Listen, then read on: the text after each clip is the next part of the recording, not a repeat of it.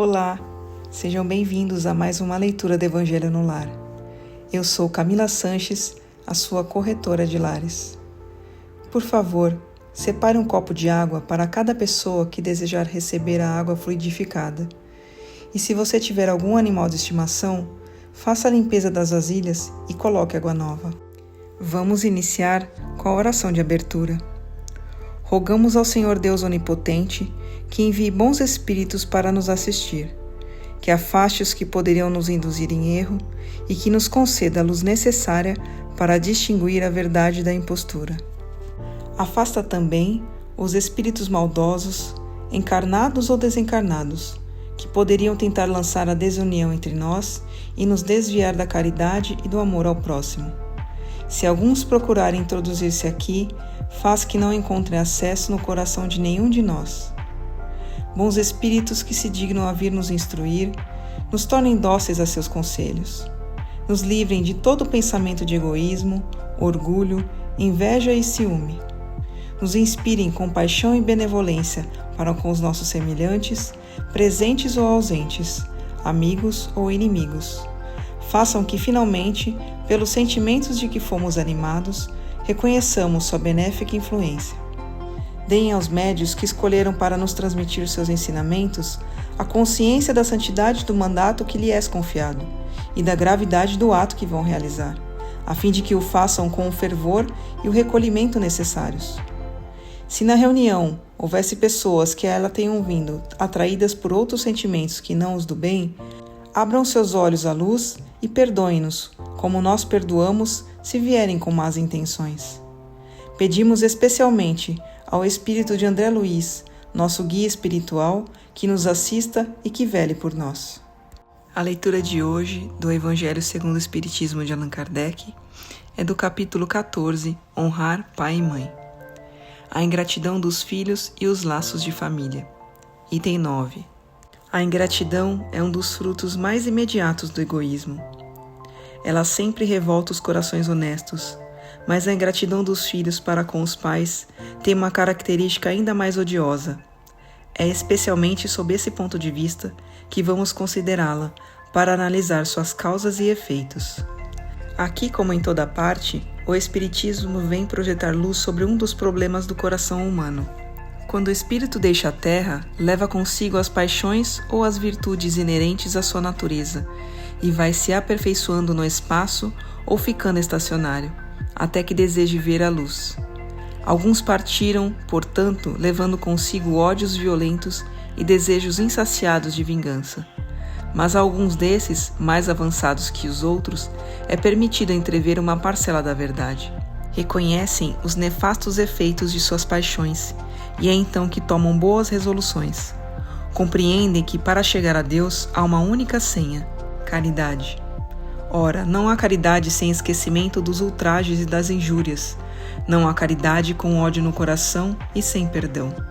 Então, com esforço espantoso, olham aqueles que detestaram na terra, mas ao vê-los, sua animosidade desperta.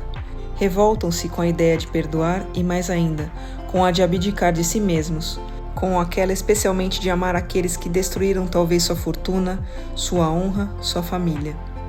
Entretanto, o coração desses infelizes fica abalado. Eles hesitam, vacilam, agitados por esses sentimentos contrários. Se a boa resolução vencer, oram a Deus e imploram os bons espíritos para que lhes deem força no momento mais decisivo da prova. Finalmente, após alguns anos de meditações e orações, o espírito se aproveita de um corpo em preparo na família daquele que detestou e pede aos espíritos, incumbido de transmitir às ordens supremas, permissão para ir preencher na terra os destinos daquele corpo que acaba de se formar. Qual será, pois, seu procedimento nessa família? Dependerá da maior ou menor persistência em suas boas resoluções. O contato incessante com os seres que odiou é uma prova terrível, sob a qual às vezes sucumbe, se sua vontade não for bastante forte. Assim, conforme prevaleça a boa ou a má resolução, será amigo ou inimigo daqueles no meio dos quais foi chamado a viver. Com isso se explicam esses ódios, essas repulsas instintivas que se notam em certas crianças e que nenhum ato anterior pode justificar. Nada com efeito nessa experiência pôde provocar essa antipatia. Para descobrir sua causa, é necessário voltar o olhar ao passado. Ó espíritas, compreendam hoje o grande papel da humanidade. Compreendam que ao produzir um corpo, a alma que nele encarna vem do espaço para progredir. Conheçam seus deveres e invistam todo o seu amor para aproximar essa alma de Deus. É a missão que lhes é confiada e cuja recompensa receberão se a cumprirem fielmente. Seus cuidados, a educação que lhe darão, vão ajudar em seu aperfeiçoamento e em seu bem-estar futuro. Lembre-se de que a cada pai e a cada mãe, Deus vai perguntar: que fizeram do filho confiado à sua guarda? Se por sua culpa não progrediu, seu castigo será vê-lo entre os espíritos sofredores, quando dependia de vocês que fosse feliz. Então vocês mesmos, assediados de remorsos, pedirão para reparar sua falta. Solicitarão uma nova encarnação para vocês e para ele, na qual o cercarão de cuidados mais intensos, e ele, cheio de reconhecimento, o cercará com seu amor. Não rejeitem, portanto, o filho que repele sua mãe, nem aquele que lhes paga com ingratidão. Não foi o acaso que o fez assim e que o deu a vocês. Uma intuição imperfeita do passado se revela e disso podem deduzir que um ou outro já odiou muito, ou foi muito ofendido, que um ou outro veio para perdoar ou para expiar. Mães, abracem o filho que lhes causa desgostos e digam para si mesmas: um de nós dois foi culpado. Tornem-se merecedoras das alegrias divinas que Deus ligou à maternidade, ensinando a esse filho que ele está na terra para se aperfeiçoar, amar e abençoar. Mas, ai, muitas de vocês, em vez de eliminar por meio da educação os maus princípios inatos das existências anteriores, entretêm e desenvolvem esses mesmos princípios por uma fraqueza ou por descuido. E mais tarde, seu coração, machucado pela ingratidão de seus filhos, será para vocês, já nesta vida, o começo de sua expiação. A tarefa não é tão difícil quanto possam julgar. Não exige o saber do mundo. O ignorante como o sábio podem desempenhá-la, e o Espiritismo vem facilitá-la, dando a conhecer a causa das imperfeições do coração humano. Desde o berço, o filho manifesta os instintos bons ou maus que traz de sua existência anterior. É necessário aplicar-se a estudá-los. Todos os males se originam no egoísmo e no orgulho. Espreitem, portanto, os menores indícios que revelam o germe desses vícios e empenhem-se em combatê-los antes que consigam deitar raízes profundas. Façam como o bom jardineiro que elimina os maus rebentos à medida que os vê brotar na árvore. Se deixarem o egoísmo e o orgulho se desenvolver, não se surpreendam se mais tarde forem pagos com a ingratidão. Quando os pais fizerem tudo o que deviam para o progresso moral de seus filhos, se não tem êxito, não tem do que se recriminar e sua consciência pode ficar tranquila. Quanto à amargura muito natural que sentem pelo insucesso de seus esforços, Deus reserva uma imensa consolação, na certeza de que se trata apenas de um adiamento e que lhe será concedido concluir em outra existência a obra começada nesta e que um dia o filho ingrato os recompensará com seu amor. Deus não dá prova superior às forças daquele que a pede, só permite aquelas que pode cumprir. Se não consegue, não é a possibilidade que falta, mas a vontade, pois quantos há que, em vez de restituir as más inclinações, se agradam nelas? A esses é que estão reservados os prantos e os gemidos em suas existências posteriores. Admirem, contudo, a bondade de Deus, que nunca fecha a porta ao arrependimento. Um dia virá em que o culpado está cansado de sofrer, em que seu orgulho está por fim domado. É então que Deus abre os braços paternos ao filho pródigo que se lança a seus pés. As fortes provações, ouçam-me bem, são quase sempre um indício de um final de sofrimento e de um aperfeiçoamento do espírito, quando são aceitas por amor de Deus.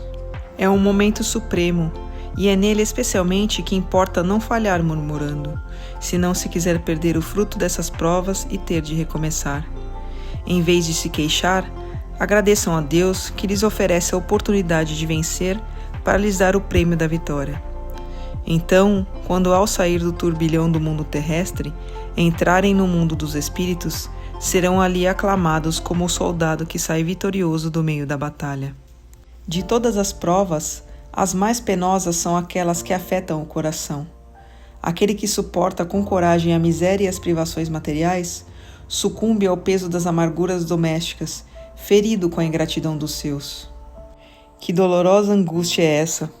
Mas o que pode, em tais circunstâncias, restabelecer a coragem moral, senão o conhecimento das causas do mal e a certeza de que, ocorrendo profundas dilacerações, não há desesperos eternos, pois Deus não pode querer que sua criatura sofra para sempre?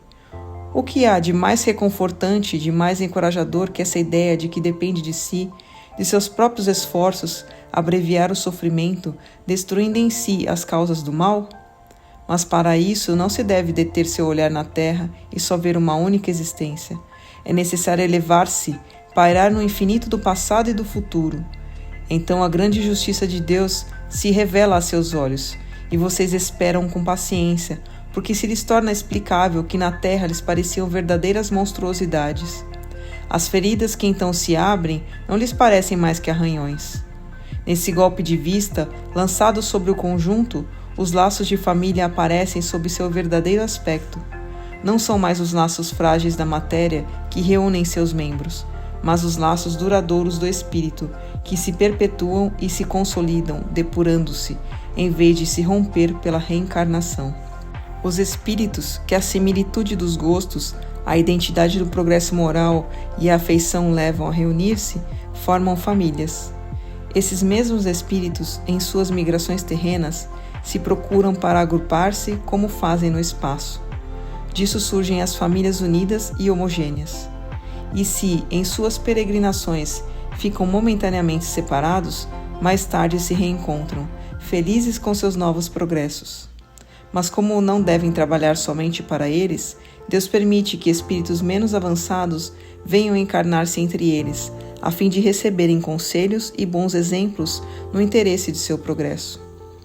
Por vezes, causam perturbação, mas essa é a prova, essa é a tarefa. Acolham-nos, portanto, como irmãos. Ajudem-nos e mais tarde, no mundo dos espíritos, a família se felicitará por ter salvo alguns náufragos que, por sua vez, poderão salvar outros. Palavra dos Espíritos, graças a Deus. Mas antes de iniciarmos a oração de encerramento, eu quero pedir a você, que ainda não é inscrito em nosso canal, por favor, se inscreva agora. Clique no botão inscrever-se aqui abaixo do vídeo. Aproveita para ativar o sininho das notificações e receber todos os nossos vídeos. Se você está com problemas, precisando de ajuda ou conhece alguém que está enfrentando muitas dificuldades em casa, como animaizinhos perdidos ou doentes, brigas constantes com os filhos, discussões no relacionamento, por favor, compartilhe essa mensagem. Leia também a descrição desse vídeo e entre em contato conosco pelo WhatsApp. Você pode salvar a vida de alguém, curtindo e compartilhando nosso conteúdo. Vamos finalizar com a oração de encerramento. Agradecemos aos bons espíritos que se dignaram vir comunicar-se conosco e lhes rogamos que nos ajudem a pôr em prática as instruções que nos deram e façam com que, ao sair daqui, cada um de nós se sinta fortalecido na prática do bem e do amor ao próximo. Desejamos também que essas instruções sejam proveitosas para os espíritos sofredores, ignorantes ou viciosos, que puderam participar dessa reunião e para os quais imploramos a misericórdia de Deus. Amém.